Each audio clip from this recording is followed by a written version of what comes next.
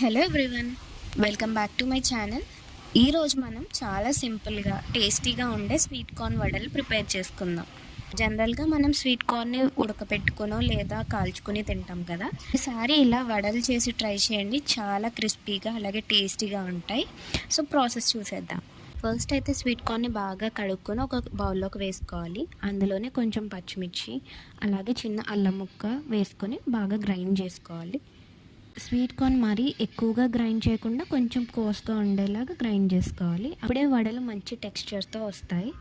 Grind చేసిన మిక్చర్ని బౌల్లోకి తీసుకొని అందులో క్రిస్పీనెస్ కోసం కొంచెం కార్న్ ఫ్లోర్ అలాగే రైస్ ఫ్లోర్ వేసుకొని కొంచెం జీలకర్ర అలాగే టేస్ట్కి సరిపడా సాల్ట్ అలాగే కొంచెం పసుపు తరిగిన ఆనియన్స్ వేసుకొని బాగా కలుపుకోవాలి. మీ దగ్గర కనుక కొత్తిమీర ఉంటే కొత్తిమీర కూడా యాడ్ చేసుకోవచ్చు.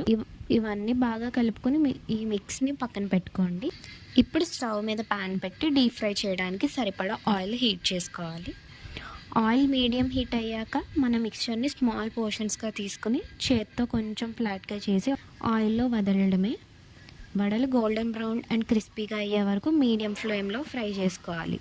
ఒక సైడ్ క్రిస్పీ అయ్యాక జెంటిల్ ఫ్లిప్ చేసి ఇంకో సైడ్ కూడా గోల్డెన్ బ్రౌన్గా ఫ్రై చేసుకోవాలి.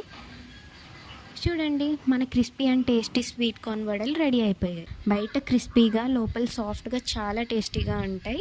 ఈవినింగ్ స్నాక్ అయితే పర్ఫెక్ట్ అని చెప్తాను. మీరు కూడా ఒకసారి ట్రై చేసి చూడండి. రెసిపీ నచ్చితే వీడియోకి లైక్ చేయండి, మీ ఫ్రెండ్స్ అండ్ ఫ్యామిలీతో షేర్ చేయండి. అండ్ ఇలాంటి సింపుల్ రెసిపీస్ కోసం నా ఛానల్ని సబ్స్క్రైబ్ చేసుకోండి.